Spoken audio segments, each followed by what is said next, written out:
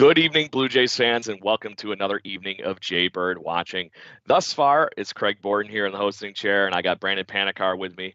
There will be a player to be named very shortly, and it will be Chris Key. Just saying. So, goofy aside, apparently the Blue Jays just felt like playing with their fans and everything is today and just throwing a complete weird wrench in what is our roster rate lately.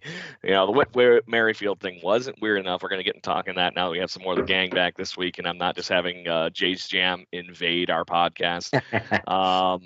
So, Brendan, the Blue Jays, for some reason, grabbed Jackie Bradley Jr. I know they've been hot for him for a few years, but he's been in steady decline. That's putting it. This is depth, but I'm being nice. Yeah, exactly. That's putting it lightly, man. Like, he is not very good anymore. Like, he's better hitter than Bradley Zimmer, but everybody's a better hitter than Bradley Zimmer, and probably in the entire MLB. And so, yeah, that on paper that looks really good, and people are going to remember some really, really good seasons JBJ had for the Red Sox, and I think he was decent in his very brief time with the Brewers as well. But he's not as fast as Bradley Zimmer. He's not even close to as fast as Bradley Zimmer anymore. He can still steal bases, so he's faster than most of the MLB. But for the role, Craig, that Zimmer is in, which people think he's just going to take from him, it doesn't make any sense to replace him. Like, Zimmer's the better – I wouldn't say he's a better fielder in some regards, JBJ, than Zimmer, but others, Zimmer is better. So they kind of a wash. And then Zimmer, by far, is the better base runner. Like, I don't think I've ever seen, in my lifetime as a fan, a player as fast as Bradley Zimmer. He's so fast. Especially with how tall he is. It's like the weirdest freak of nature kind of thing. It's just those long legs. That's exactly it. So the fact that JBJ can't give you that anymore. The only thing that, and I don't want to go down this path because it's purely speculative, but I think you know where I'm going with this. Don't you say it. Are they worried that Springer's going to be out longer than originally anticipated? Because he is just such a weird elbow injury that it just needs to be managed, and I don't know what that means. It's going to hurt him sometimes, be fine other days, and maybe I'm hopeful, Craig, that that's not going to be the case, but maybe this is a sign that it's going in that direction. I really hope not. I'm not saying it is, but I hope it's at least that. To me, I don't think it's that they're worried. They are worried that's going to happen, but they're hedging their bets. It's like, okay, how often do you get somebody like Jackie Bradley Jr. at this time of the year floating around, just waiting to be on a team? At a minimum, he is a defensive plus, right? Mm-hmm. So if he hits anything, you're getting something bonus out of it. If you really, really look at this, I think defensively, you have the established track record of Jackie Bradley Jr. as a defenseman in the outfield. And then you have, Bradley Zimmer is a really damn good outfielder too. I really think it's that. It's somebody that's been hurt and has been quiet and been very good on defense in Zimmer. And then you have Jackie Bradley Jr., who's been making Gold Glove level catches and on the big stage in Boston. And then, like you said a minute ago, very good teams in Milwaukee. So I honestly, on paper, they look like the same guy to me. Pretty much. Because Zimmer still has that chance he could be something. I'm not seeing that happening, but you never know. He could turn into Kevin Pillar overnight. It's just what happens. That's baseball for you. That's why you play the game. But I just don't see Jackie Bradley Jr. being anything other than what exactly we are getting from Zimmer at the moment. And the fact that they signed JBJ to a major league contract forces them to hold on to him or waive him when, things go good or bad. So. I guess at the end of the day, maybe it's just a flyer, and maybe they are intent when Springer gets back that they will DFA Zimmer. Who knows what happens when George Springer gets back? But honestly, like, for the outfield that they have right now, and the fact that you now have Whit Merrifield, who can also play in the outfield, and Cavan Biggio, who can play in the outfield in a pinch too, even though he's been kind of slowly turning his season around to second base, it just feels like something has to give here. It's either they're going to cut bait with Zimmer and roll with JBJ for what could be some good reasons, Craig. Like, I don't want to dismiss his playoff experience, the fact that he's won a couple World Series with the Red Sox, and he can hit better than Zimmer. Like, it hasn't been much better this season, but anything, again, like I said earlier, anything is better than Zimmer. So a mere 210 and a .578 OPS is not exactly screaming like, all-star like he was showing like he was trending in that direction. This is a guy I saw in New Hampshire a couple of times. Funny enough, I think that he was playing in the outfield when Adam Corsair and I were sitting in New Hampshire. And it's just like, is he ever going to take that next step? And I think Kind that's of did. how you explain his whole career. You know, you saw flashes of it, and then it never manifested anywhere but defense. So if that's what they're getting, great. You have somebody that you can throw in this because apparently right now the fourth outfielder without question is Ramil Tapia, and with a mix of with Whit Merrifield now. But the fact that Whit Merrifield can play basically anywhere, you know, is he going to steal up out as many outfield spots as you would think that Tapia might be able to take? Plus the fact that Tapia seems to be coming up clutch time after time after time. Yeah, it's getting to the point where I'm obviously leaning in that direction. But to have another guy like this, that worst case late innings, after you did all this shuffling around, and we've seen a lot of shuffling over the last few days with Schneider running this ship, you have another good quality depth glove that you can throw out there in the 8th and 9th inning, and you're not losing anything. So it keeps with the Blue Jays defensive runs saved mantra that I think has been honestly our biggest saving grace this year. Yeah, absolutely. I'm just looking at it. Last year, I'm completely wrong. I thought he had a decent season with the Brewers. He was terrible. He was. There's a reason they just got, here you go, Boston. Exactly. Yeah, like at the end of the day, looking at their defensive metrics on Fangraphs, the defensive WAR, I believe it is for fielding and position. Just looking at it now, 1.5 for JBJ and 1 for Zimmer. And Zimmer minus 0.3 FWAR, Jackie Bradley Jr. minus 0.4. They're the same player. There's no difference. And that difference in 0.5 on the WAR is probably more or less due to playing time. I think if you give the same level of playing time to Zimmer defensively, those are going to be, like you said, bam, equal. Yeah. I mean, maybe the other hope is that a playoff run sparks him a little bit and he kind of starts to get back to his better Boston Red Sox days. But he's 32. I can't see that happening. I just think he might be a good guy to have around for a little while, and maybe they make a call over the next little while. Is it going to be him or is it going to be Zimmer? And personally, I think a lot of people were sharing this on Twitter today. I'd rather just keep rolling with Zimmer in his role. He's been perfect for the role he's playing on this team. Yeah, to that point, there's something about, I know you said that Bradley can steal bases, but you mentioned the other part of that he's 32. Zimmer is just ungodly fast. Yeah. You're talking about needing to take a bag when everybody knows you need to take a bag. Zimmer's the guy you need in there.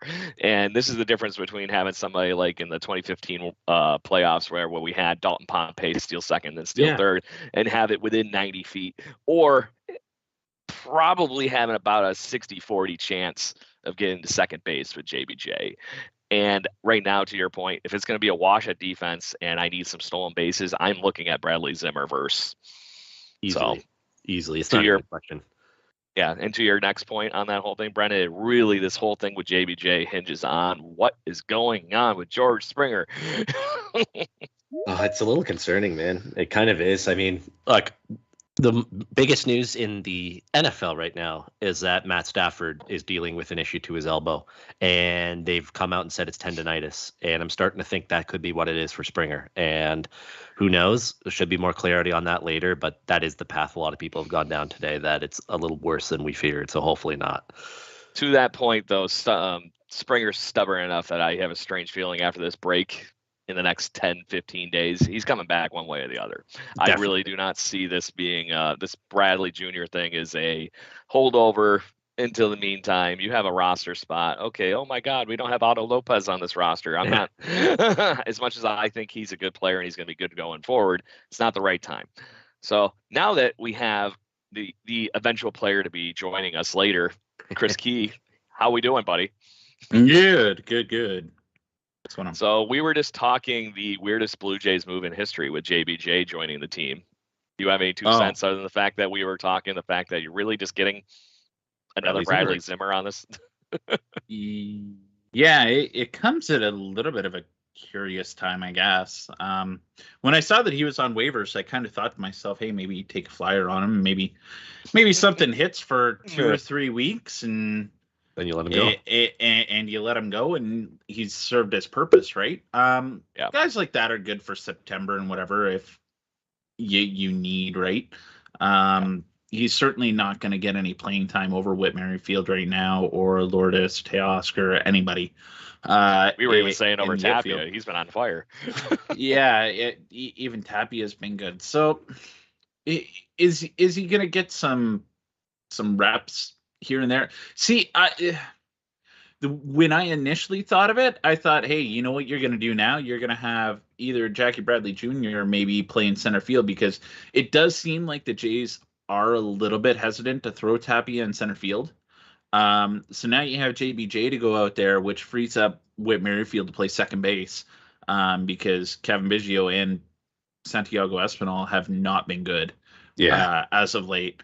So does that free up a spot there? You're keeping your defense in center field, where, granted, Merrifield's done a good enough job out there, but could it be better with JBJ? Yes, it's going to be better with him out there. He's been in the AL East a long time. He knows a lot of the pitchers. He knows the ballparks. So, like, you're paying him, 2 months of a league minimum? So yeah, they have not announced the dollar amount that I've officially seen, but how do you pay him any more than that? That's probably what it is, I would guess. Yeah, like Boston will it's have a flyer to hoping to catch fire. Boston's going to have to pay out his remaining contract. Yes. And then they'll be signing him basically for 2 months of the league minimum. So why not? You're he's throwing money he's not a relief pitcher, which we need more right now. He's spiteful. He's not a starting pitcher, which we also need right now, but I guess. Okay. It gives you better defense in center field and allows Whit Merrifield to come and play second. That's the spin I can give it to you. Or at least it's like you said, more options in the midst of that cocktail that you were talking about there. Because you can't let Zimmer have an at bat. You no. can't. You can't. I don't want to have JBJ have a bat either. No, neither do I. No. But JBJ at least is a major league player. Well, he gives you hope of contact, I guess. And Zimmer gives you no hope of contact. Oh my God. So yeah, I'm not going to fight you on that one. More or less the big default, that thing that we were talking about, Chris, is the fact that JBJ versus Zimmer, speed wise, you need to take a bag when everybody knows you're going to steal a bag. Zimmer gets you that bag where JBJ probably does not. So that'd be his legs aren't what they used to be. Yeah, his legs aren't what they used to be, but he's still, I don't know. Yeah, roll dice, see what happens. If you need an at bat from somebody, I would give an at bat to Jackie Bradley Jr. before I would give one to Zimmer. Oh, me too, for sure. Correct. And that's not a good 1A 1B. No, it's actually terrible. It's kind of like right next to each other. Yeah. It's marginal, but it's like a 1 AAA and then a 1 triple. Yeah. It's not preferred, that's for sure, but it's the situation better. Yeah, exactly. So I want to touch on it because we didn't have the whole group together here. Just before we dive into some of the other things, you were starting to dance around there, Chris, when you joined in with the pitching concerns and whatnot. This team is now post-trade deadline. We've seen some of these new acquisitions. First things first, I'm going to let Chris go with this one first. Whit Merrifield, what's your first impression of him as a Toronto Blue Jay? He's been getting on base, salvageable center field, hasn't really done it. I think he played 1 inning at second base over the last week.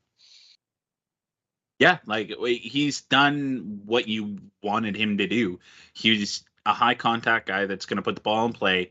He's going to get on base. He's going to swipe some. Had that controversial play in Minnesota. We won't talk too much about that. Saving people getting all riled up about semantics, but there was that. He was right in the middle of it.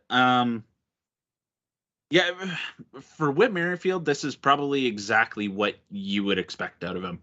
And I'm not concerned with him anywhere in this lineup. I kind of get excited to see him hit because he's going to do something fun on the bases. And you don't get a lot of that with this team. And it fits so well with the way this team has been playing under John Schneider.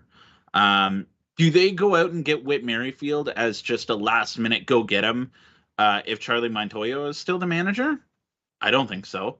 But No. he fits the bill so well with all this hit and run because he does put the ball in play and he can run the bases like hell. Correct. He fits that new mantra. He fits John Schneider's game so well.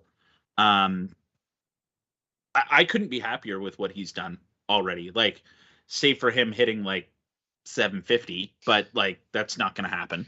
That's not human. No. So yeah, he's coming almost exactly as advertised, and it's great that I really like the way the Blue Jays, like, thinking about it, I really like the way the Blue Jays went about the whole vaccination thing. They left it in his court. Legally, I don't think they can comment on anything anyway. So I know people were getting their feathers all ruffled up about what was going on with why can't they say anything and this and that, whatever. Well, because they fucking can't. He needs to say it. And he needs to say it Quiet himself. boy, you want to get sued? Yeah, he had to say it, and he did. It's been dealt with. It's taken care of. He's going to be in Toronto come, this weekend? Cleveland? Friday. Yeah, Friday. Yep, Friday. Friday for the Cleveland series. I can't be more amped up to see him there. I'll be there on Sunday. Yeah, I couldn't be more excited to see Whit Merrifield in the Blue Jays uniform. That's not Looney Dog Day. I can't eat them like I used to. No, apparently a lot of Blue Jays fans can, though. I hear the Yes. world record was 43,000 or something I like think that. so. It was sold in one game, and they were looking to Wild. break that. Yeah, wild. They'll break it Freaking before the nuts. season's up. That's for sure. Yeah. Especially with how Tabby and Shulman have been pushing that one on the broadcast. Brendan, Whit Merrifield, how you feeling? Do you think he's sticking in center field for a little bit here, or what do you got? Yeah, I hope he goes to second base now that they brought JBJ in there. Because, Chris, you're bang on. Santiago Espinal has been terrible for the most part for a little while now. It's not been very good. And Biggio's Biggio, who also isn't very good. So Against Baltimore, though, he's good. yeah. Hey, they're going to need it apparently in this series, being down 2-1 right now and losing last night. So please bring on all the Kevin Biggio offense you can give. That's the team he hit the cycle for, and that was 2019. He hit the 2019, cycle. yeah. A couple of rookie days year. before the end of the season. But yeah, no, Whit Merrifield, bring him in the second base. Very similar sentiments to Chris. I just think he's a super useful player for this team right now. He can play everywhere, second base, and probably anywhere in the outfield as well, and give you perfect cover if Springer is out longer term. And then that way you don't have to hand too many at-bats to Jackie Bradley Jr. or Bradley Zimmer anymore. So that's perfect. He fits the team and what they're doing. And you know what? He is on the wrong side of 30, 32, 33 next year. And they do have a mutual option for 2024. So he'll be back next year at least. Yep. And then I think both parties do need to agree. If one person doesn't want the option picked up, then it's done. So he might only be here for one more year, but that's perfectly fine. Hopefully by then, somebody like Otto Lopez, who you said will be ready to come up and take over, or Aurelvis Martinez. Chris's man crush Monday in Aurelvis. Exactly. So yeah, no, I'm excited to see him too. And last year, a little bit below league average offensively. I do think he has the potential to get back to league average, which would be perfectly fine and better than probably what they've been getting the last month and a bit at second base. Last year he hit 277 still.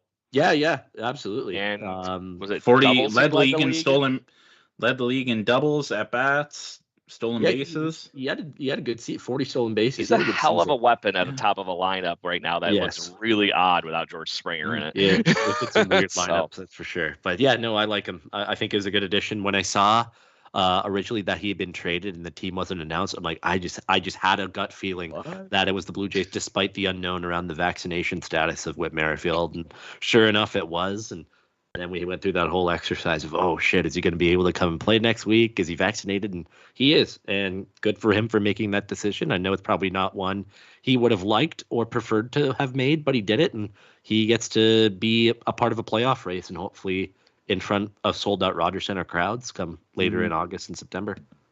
Yeah, and hopefully an extended playoff run, not just this first round nonsense that we've been dealing with the last few years. So The one thing I'm going to add to that point on the fact that what you guys mentioned is honestly, right now he is my everyday center fielder, and I am platooning Biggio and Espinal over watching JBJ do anything or Bradley Zimmer do anything. Espinal's been having a lot of hard luck since like about a week before the All-Star break, but Kevin Biggio and him right now perform a nice little right-handed, left-handed platoon that they can play around with in the lineup, and hopefully one of them catches fire. And then it forces us into another fun conversation with what to do with Whit Merrifield and George Springer, hopefully healthy here in the next couple of weeks. So, but to that point, I want to talk. We had Mitch White pitched his first game 2 days ago and looked pretty damn sharp, I thought, for what we were expecting. I think it was as advertised. It was what, 2 runs over 5 innings, I believe? Something 3, like that. maybe. Yeah. So either way, I was very encouraged from. We got another guy in the mix that I'm not freaking out about. Is he probably going to have some ups and downs? Yes, but as long as they're not ups and downs like we saw from Kikuchi last night, I think we'll be okay. Who actually righted the ship a little bit after a really god-awful start again. And the fact that he gets nailed by the long ball. But hopefully somebody like White here can jump in and create a problem for Kikuchi to actually stay in the rotation or not, or lay a fire under his ass. I'll give you either or. Brendan, your turn to field the Mitch Whiteism here. Yeah. I like the Mitch White pickup, especially after you let go of Maximo Castillo for in the Whit Merrifield trade. There were a lot of sad Dodgers fans to see Mitch White go because he was actually having a pretty decent season with them. A little easier to do in a pretty big park that is Dodger Stadium and whatnot, but still, Mitch White is basically Ross Stripling all over again. And that's worked out pretty well, that trade so far for the Blue Jays. Actually, it's worked out very well on this season alone. And so the easy answer for me to solve the pitching crisis of Yusei Kikuchi and one incredibly poor Jose Barrios start every 2 to 3 to 4 starts is when Stripling is off the injured list. Kikuchi goes to the bullpen. I don't even know if you can put him in there because his command eludes him all the time. But regardless, they have to do something with him. Keep Mitch White in the rotation with Stripling. And then you have one less volatile guy in there. I think for the most part, Mitch White gives you what Stripling does. He'll go out 5-6 innings pretty consistently, 3 runs, 4 runs, and keep you in the game. And then he'll have the occasional game where he'll go 6 and 7 and give up no runs, maybe 1 or 2, and you'll win the game on the backs of your starter. So, yeah, I like Mitch White. I think it was a good pickup, good depth. Unfortunately, that is the only depth right now, though, which is also an issue. Okay, Chris, pick up that hot potato and run with it. I teed you up so well there, man. Yeah. So there's a couple of ways to go with the whole Mitch White situation and Kikuchi, Stripling. I'll go with this first of all. Mitch White is Ross Stripling's replacement because Ross Stripling is not going to be here next year. Yeah, that's right. It's a valid point. Having a guy like that come in, it kind of ironic that he came from the Dodgers as well, but that he has a similar profile. But very. I'll pose this real quick question: what kind of contract does Ross Stripling get? That's so tough. It's going to be a real wild card. I've seen somebody pushing the idea of giving him a qualifying offer, but I'm not paying him almost $18.5 million for 1 year. No way. I might. If it's 1 year, you're just throwing money at it, right? If it's more than that, you're gonna set yourself up for failure. I worry. Okay, here's what I'll give to you. Has Ross Stripling been worth $2 million more than what Yusei Kikuchi has done this year? Yes. A billion times over. Oh, for sure. There you go. Because Yusei Kikuchi is making $16 million this year. Yeah, that's just rough beans. For a guy that's going to end up obviously by the end of our year. Yeah, obviously those are very different circumstances, and Kikuchi's been horrid this year. But apart from his first month, I think his first month was actually not terrible and salvageable. He ran into some really good teams that he was pitching against. So apparently he's really good against the Yankees, though. How'd that happen? Yeah. As for Mitch White, though, he's gonna give you what he gives you. It's just realistically, they needed to do so much better. They needed to do so much better at the trade deadline. I didn't get a much chance to talk about it last week, but like, unless That's my friend. So you have Gosman you can rely on. You have Manoah that you can rely on. Manoah hasn't been great his last 2 starts. No, he hasn't. Needs some more but punchies. He's getting into some innings territories he's never been in before. So I get the narrative. He's a big, strong guy, but he hasn't done it, and he hasn't done it for a long period of time before. So that he's going to wear down. Does he find an extra gear where he can kick it into to really push himself over the edge and this team into late September and obviously into October? That's a very big question. So you have 2 guys that you're hoping you can rely on right now. You cannot rely on Jose Barrios. You cannot. Unless he's starter right now. Unless he's pitching at home, like God forbid you're pitching that 3rd game at the Trop or Minnesota or Safeco. Like you have to make sure that you're in that top wildcard spot, because I don't trust Barrios in a game 3 right now. I'd pitch him in game 2. I wouldn't. Get him a home game. I wouldn't. I pitch Stripling first. Yeah. That's not a bad move. At least then you're getting somebody to get out of the you're going to get 3 or 4 innings. You're going to get 3 innings. Yeah. Do you start with I would maybe come back in with freaking Mitch White after, if he keeps doing what he did in his first start. Come in with him right after the back and just run the whole thing to the point you have the bullpen the whole next game. Yeah. It'll be what's the worst case if you get? Go ahead. No, I was just gonna say Barrios is getting a playoff start regardless in that series. Yeah, he will. It's gonna happen. 100%. They're not gonna skip over Barrios, a guy who you gave a 7-year extension to. And I totally understand where you're coming from. Do you want to win though? Of course, but I mean, this is the thing that's tantalizing. You hope he drops the ball those last 2 starts of the season and comes out there hot. He can absolutely go out there and give you 8 innings with 15 strikeouts, but he can also, proving this year, can also give you 2 innings and give up 7 runs, and you're done in a game. He didn't even make the biggest start of his career was a home opener this year, and he couldn't even make 2 fucking outs. I know. That was a sign of things to come. Tell me how you really feel about it. Looking back, it's just like, wow, maybe we should have been a lot more concerned about the direction his season was going to go after that. It's been maddening because nobody can really. You go try to look at the numbers, his Baseball Savant page, Fangraphs, anywhere. There's nothing that pinpoints why he's struggling so much, so mental, Oh, consistently. Man. Like it's the same thing with what's going on with Kikuchi. It's purely mental. My thought too. There are games when his curveball is doing what it's done his whole career, and that's when he has his big games, goes 7-8 innings and strikes out a ton. And then there's other games where it doesn't do it at all. It's mind-boggling, to be honest, and it's so frustrating. Like I want to get on board Brendan, I really do, and I want him. Obviously, I'm a fan of this team, and in part to that, with that, I'm a fan of Jose Barrios. But like, it's so hard to trust him with anything right now. It is. And like doing the home and road splits are just, you keep saying mind-boggling. Opposite. Like they're polar opposites. So like It looks like 2 different players. I almost don't have a problem with them starting at home, but if you're starting at the Trop, yeah. They're gonna line him up. They're gonna line him up so he's pitching that first game, whatever freaking game it is. 1, 2, 3, 15, whatever the fuck it is. So it's and all like, game. God forbid you need him in the last series against Baltimore to get in. Yeah, and that's at Baltimore too. Like we're getting into territory where we might have to start considering that. Yeah, no, I know for sure. Like Absolutely. it's tight, and especially the teams with how behind Baltimore's been playing.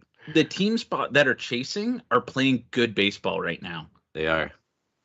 This series, Those Baltimore Royals are really hungry, man. Baltimore's hungry. This series with Cleveland is bigger than this current series with Baltimore because, again, I know Baltimore's been red hot, and I was thinking about this earlier. They have the offense to make up for their shitty starting pitching right now because their offense is just on an absolute heater. And when you do that and you turn it over to their incredible bullpen, which the Orioles have one of the best in the business, other teams don't score runs, and then the Orioles can continue to chip away. They have a formula that's working right now, and it's going to continue to work. So for the first time in a long time, I try to not disagree with a lot of the media personalities out there, especially Wilner, because he's been so controversial in the past. But last night, he's just like, this is a mirage. This is an illusion. The Orioles aren't actually that good. I'm like, it's working, and it's working very well right now. Imagine what would happen if the Orioles committed to added a starter or two. They would get in if they had a better Just think rotation. about it this way. Look at their lineup right now. They have a guy that was 30-30 in major leagues last year, and Cedric Mullins batting leadoff. Adley Rutschman is a future doubles machine, and if they have to move those damn fences back in at Camden Yards, it's going to be a home run machine.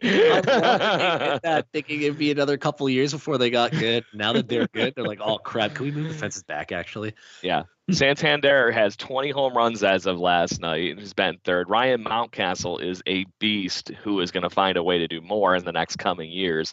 He's going to have an injury-filled season. He just finally came back and he hit a home run last night, or was it? He's a complete Blue Jay killer.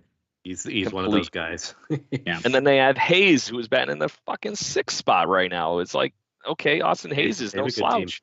They have offense. If they could find any pitching, and Jordan Lyles is your ace of your staff right now, who was a floater freaking the last 7 years in Major League Baseball. So, Mullins hit I can't disprove that offense. Too. Yeah, he did. That is correct. He's normally their leadoff guy, though. I don't know what that was about yesterday. Yeah, I don't either. Probably because Kikuchi was pitching. Oh yeah, lefty. that makes lefty. Oh, lefty. to try getting him more right-handed hit bats. That does make sense.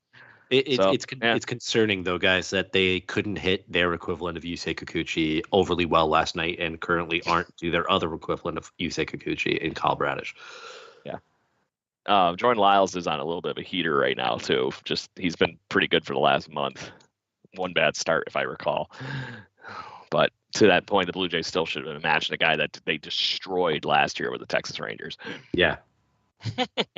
So, anyway, outside of the two guys we just mentioned, the Blue Jays did acquire Anthony Bass and Zach Pop from the Marlins. Guys, I don't care any way you slice it. Those are two quality arms that just joined our bullpen, which was starting to look pretty thin, especially when we were seeing our worst stint of like people like Trevor Richards and some of the other guys. And now you don't have to rely on them, hopefully, as much as we have some of that back in the aggregate. Two guys that have been having better seasons. Brendan, you didn't get a chance to chime in on those two guys last week before we dive into some other things here. Yeah, no, it's look, when you go back and look at the trade deadline, the one thing that continues to stand out to me is when Buster Olney reported that people weren't overly high on the Blue Jays system. And I believe that they couldn't get people off of the guys that we all know about. Ricky Tiedemann, Orelvis, Gabriel Moreno, and maybe one or two others. And so even when you go look at their top 30 prospects right now, everybody else is years away and not anywhere close. Heavy. It's very, very bottom Why heavy. did that? Very good floor. You're Very talking good guys floor. like Manuel Beltre that are going to sure. rake, I think, at some point, but nobody wants to take that long-term investment. Absolutely. So when I go back and look at the trade for Anthony Bass and Zach Pop, somebody called this out on Twitter that Groshans was probably the main guy that they were shopping around to teams and just said, come and get him. Yep, Give us your best package of relievers. And the Marlins offered the best possible package they could get for Groshans. Probably not wrong with that statement. So, I mean, it's as good as they could get. It's incredible. I can't get excited about Anthony Bass when I saw it, but he's having a monster season. And if we didn't have Anthony Bass in 2020 and saw that version of him, we'd be a lot more excited about him because in a lot of his numbers are better than Clay Holmes this year. Somebody pointed that out today too. That it's incredible. So catch and release for Anthony Bass actually worked. Is what you're saying. Yes, exactly. So yeah, whatever he figured out, apparently it's because he's throwing his slider a lot more this year than he has in the past, and that helped him quite a bit. But he's having an elite season, so that's a good pickup. Zach Pop, tons of control, lots of potential. So can't be upset about that either, especially when he can throw 97, 98. If they can up the strikeouts a little bit, he could turn into a very dangerous reliever. And it just helps push Trevor Richards down the order so much more. Thank goodness. Like I'm sick. That's of the Trevor biggest Richards. bonus of any of it. We're just pushing some of those guys that we were starting to get scared out. Yeah. Back into like, okay, great, we're blowing somebody out. Here's the 6th inning. Have fun. Exactly. or and hopefully not too much of the alternative of that. Fine if Richards pitches in the 5th or the 6th if the game's a little bit out of control, but if it's anywhere close or striking distance, I don't want to see him anymore. Yeah. To that point, I think it pushes also one of our other favorite people of the show is Dave Phelps back to his proper spot in this whole thing too, because I like him. I really don't want to ever say bad things about him and what he does to a ball club, because he's a savvy veteran, and actually I think he's legit the oldest guy on this team right now. That's his role, those mid innings where things start going off the hinges, right? And then you have the lockdown guys after him. So now he's back in that role where he's starting to lean a little bit more toward the we need him as a setup guy because there's this thing's getting too thin and whatnot. So it gets everybody, I think, back in their place with those two guys joining the group. Mm-hmm. Chris, you want to add anything on that before I move on? No, I have the ball game on mute right now, and I'm really trying to figure out what the fuck just happened. But oh god, it's not another catching incident, is it? Yeah, I guess, kind of. No, one of the Baltimore. Who's hitting right now? Hayes? No, I don't even know who's hitting for. It says Baltimore right Taran Varara. Oh, yeah. He just got hit. Oh, okay. Now it's 2-2. Okay, now I'm not confused. He got hit on the foot. The ball bounced away. The runner came in to score, which is not going to matter anyway because Merrifield almost dropped that ball. But runner tag came in. Nah, never mind. So, God, you're bringing up old memories with me now with a freaking running in at home and oh God. That's exactly what I thought right away. And yeah, no, we're good. Every crisis that had a nice resolution too. So hopefully there's a walk-off home run here in a few minutes, but that's besides the point. So we're good. So we were talking the pitching concerns and whatnot. Manoah and Gausman have been the elite part of this staff. We talked a little bit about where it's going. How confident are you in this core right now with the team's offense of actually taking us to the promised land and getting us some playoff victories, not just getting to the playoffs? Right now, not at all. Crickets. The only thing I honestly have a ton of confidence in right now is this offense has proven to me that they're going to find a way to hit. And I think yesterday's game was a valid litmus test for that. I how bad we got off of that game yesterday against the Orioles, guys. Did you see us even getting remotely ballpark back into that game? Well, no. Like they could have been in it the entire time. They just didn't. They don't hit with runners on base. I know, it's maddening. It's very maddening. It's the fact that we even got 4 runs out of it to begin with. They left 4 people on base in the first 2 or 3 innings. Like, yeah, you need to catch those runners in, especially against teams like this, like teams that were supposed to be bad, but now all of a sudden are chasing you. Like, you got to find a way to stick in these games and pull out victories, because they're only going to get harder into September. Yes, sir. So there was an article I was reading today that was from one of our old friends, Keegan Matheson, that was basically saying there's 3 main keys to the Blue Jays' continual success going toward the playoffs. And he was more or less, part of this is the fact that the highs are highs and the lows are lows right now. They need to find a way to get rid of those lows and start just either mashing at the plate, just figure out the pitching thing, one or the other, so there's not all these limps and valleys and everything. They need Kevin Gausman and Alek Manoah to be the aces that they were. Kevin Gausman actually just won the AL Pitcher of the Week award. And apparently during the interview, did you guys catch that during the game last night that Hazel May broke the news to him while they were just sitting there chatting or whatever? And they're like, yeah, you won. They thought I think he thought they was getting messed with. So it's kind of funny. So you get him going, and it looks like he's heading in the right direction, figure out where that splitter's going. So hopefully he keeps riding that. And then we need Vlad and company to continue doing what they've been doing outside of last night, and that's just mash. Vlad is on a 19-game hitting streak going into tonight. Lars Gurriel Jr. is in the AL batting race, technically, all of a sudden, but then the fact that you all of a sudden lost Kirk in that radar, he's coming back around. It looks like a little bit the last 2 nights hitting the ball hard. Is there anything outside of those things that you guys are thinking would be the main difference in what the hell we would be able to be between a team right now where we're like, or running with it? Yeah, I know. You got to play 500 or better baseball between now and the 22nd when you have your next off day after Thursday, sorry, because the schedule gets super soft for 3 weeks. You're at the Red Sox the 23rd to the 25th. Then you come back for 3 against the Angels over the weekend of the 26th, 27th, 28th. Then you get the Cubs for 3 from 29 to 31. Then you go to the Pirates for Labor Day weekend. Then you play the Orioles again. Get familiar with them because we're playing them a lot between now and the end of the season. And then they're at Texas Rangers for 3 the weekend after Labor Day before it starts to get tough again with the Rays, the Orioles again, the Phillies, the Rays again, Yankees, Red Sox, and Orioles again. So that 3-game stretch or 5 series stretch right there will make or break their season. And I do expect another hot streak around there when you're facing weaker opposition, weaker pitching and whatnot. So stay afloat. You need to win this series against Baltimore. If you lose the series, it's going to get super hairy because that's going to give them confidence, knowing that, hey, we see these guys this exact same time next week. They're here Monday through Wednesday of next week. And they kind of raise the gap. Not to mention there's that whole gap issue there. And then if things keep going the way we were talking about, we actually just heard during the game the other night that the Twins actually won the season series against us. So for some reason, they fall out of first place and are in the wild card hunt. They would now have the tiebreaker over the Toronto Blue Jays. So if we were all of a sudden in the hunt for the last place in the wild card, they would actually technically win and move on to the playoffs. And we'd be sitting in the same bullshit situation that we were in a year ago. Yeah, that's something. Same with Seattle. That's who the other team was. Exactly.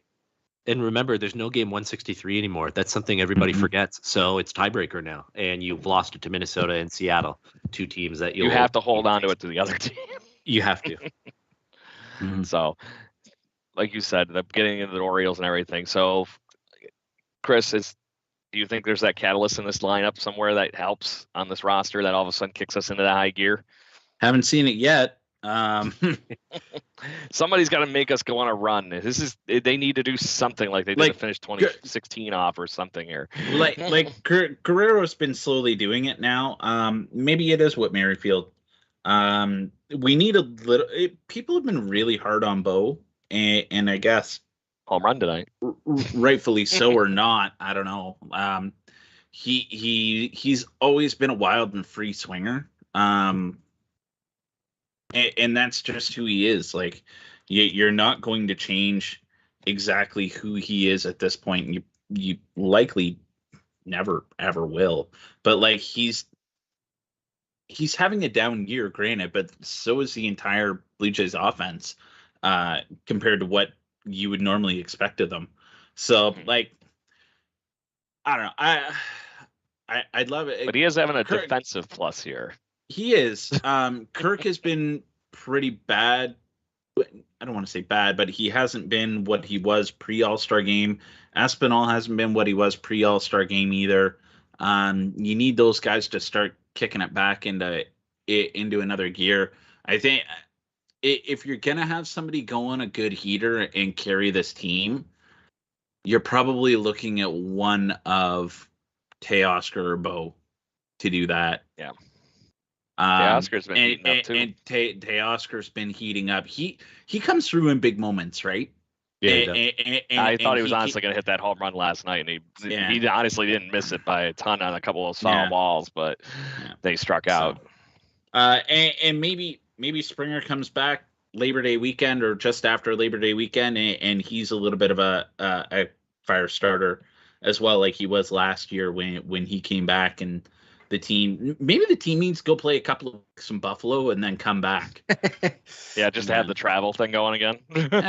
Yeah, but then we lose the advantage of the vaccine requirement for like that extra game. But now I think at this point, everybody that we've seen what we're going to be playing with the vaccine protocol stuff. So as far as opponents go, so good times.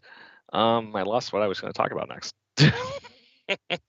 So just wanted to so we talked a little bit about where we're confidently sitting in this race. It's not looking the most secure and comfortable thing by any means. Everybody's nipping at our heels. The Blue Jays have to hurry up and find that next gear to get into this whole thing and run with that first wild card spot that is going to be so mission critical, I think, to this team's success going forward. We had all mentioned that. I just wanted to talk really quick the Minnesota series because we did, unfortunately, like I said, lost technically the season series with them because of that weekend.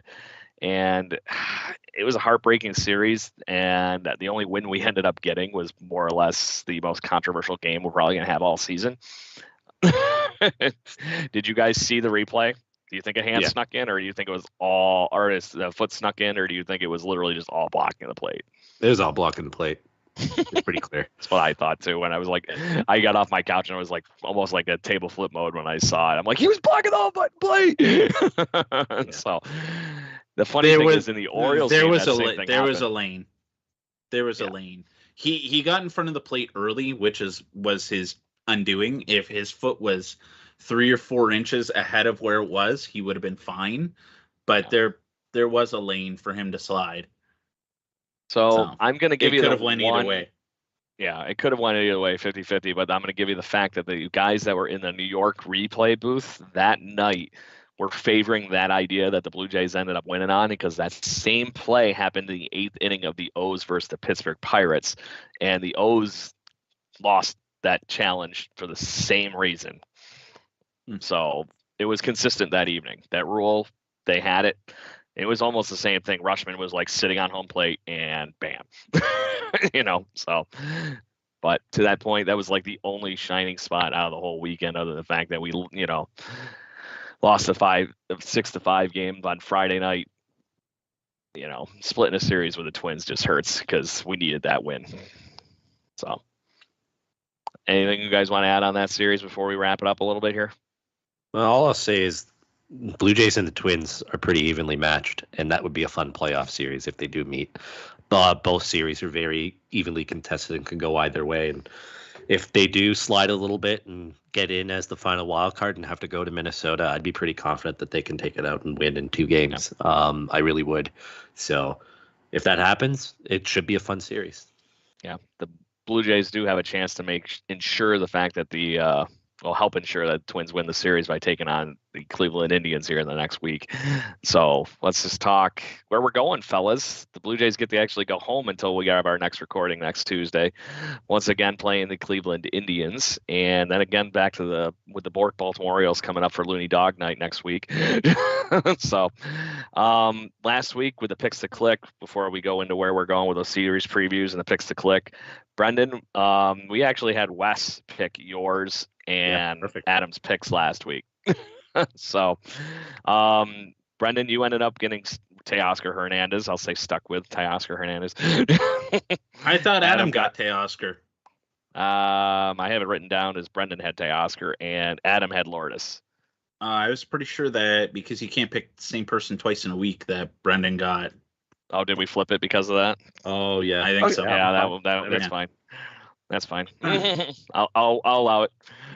It was a West pick for both of you, so I guess it's a 50-50. Yeah. And to that point, that might have worked out actually in Brendan's favor anyway.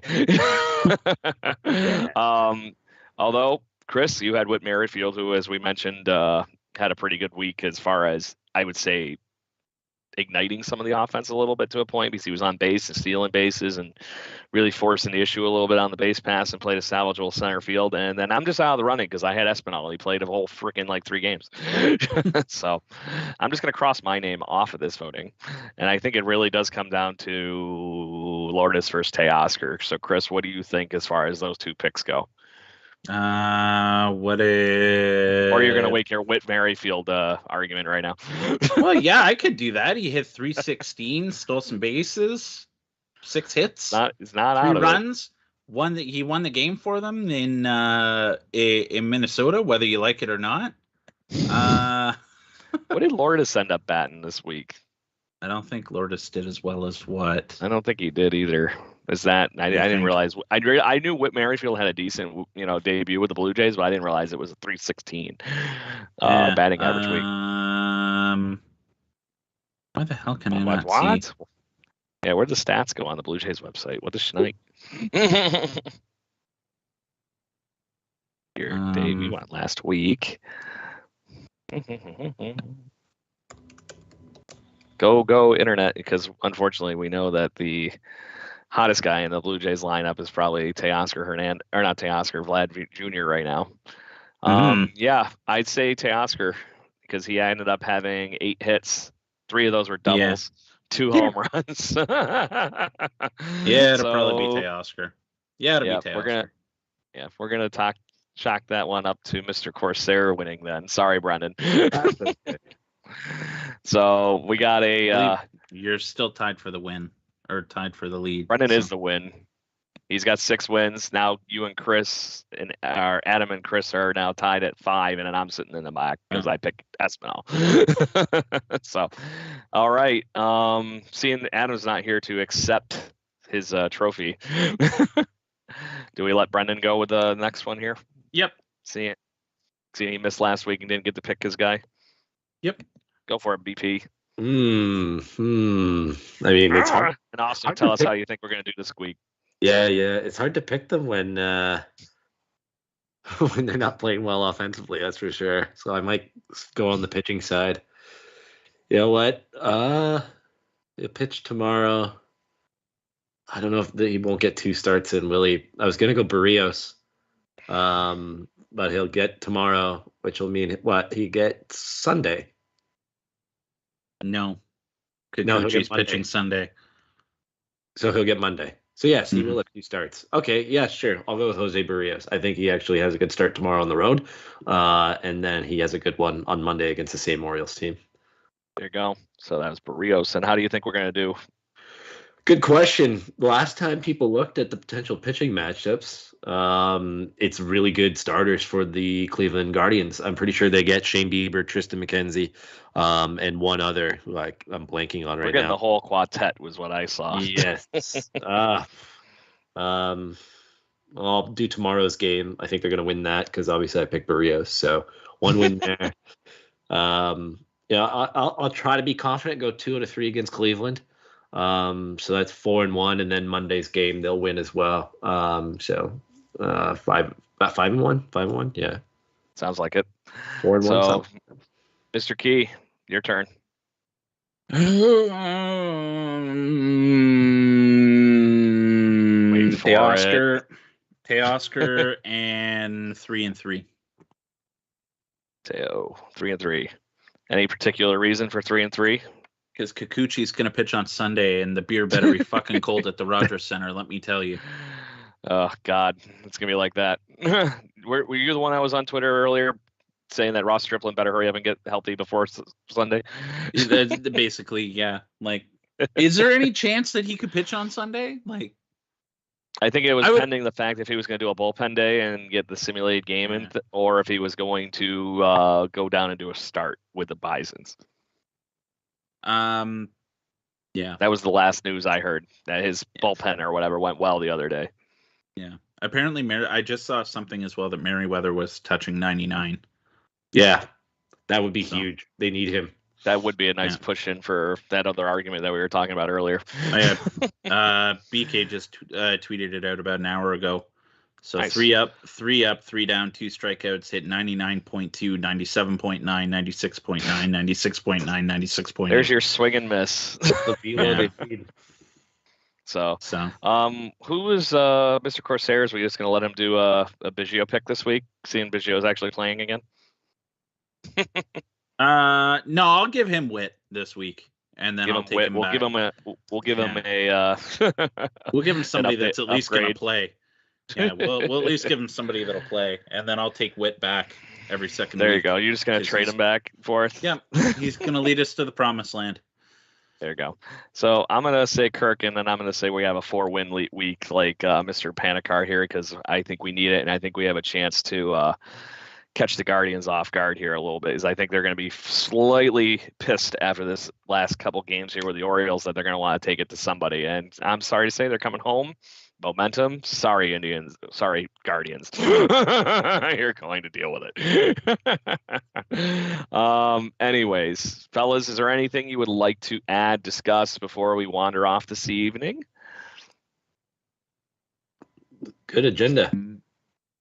Yeah, I'm good. I'm just glad we got the gang together. I felt weird getting invaded last week by Jay's Jam. I'm not comfortable with this. So, other than that, fellas, this is the typical, we got back together here this week. We're going to be back on Tuesday next week. I'll be on location on my vacation, phoning it in literally. So I hope you guys enjoy your week and whatnot. I'm going to be probably drunk on a beach and slurring my words by the time we come back. But so until next week, Blue Jays fans, make sure you check us out on YouTube, where you've been hopefully listening to this, on LinkedIn, Facebook, Twitter, anywhere else you've been getting your live action from us or your video fun. Make sure you listen to the actual podcast if you missed our recording, is wherever you can get your podcasting pleasures from: Google, Spotify, iTunes, any of that kind of good stuff. And until next time, guys, I guess that's a 2 claps, Ric Flair. 1, 2, 3. Woo! Woo! Let's go Blue Jays. Oh, by the Yep. way, Chris, PS from your wife texting in, t-shirt, hoodie on the show. Really? She hates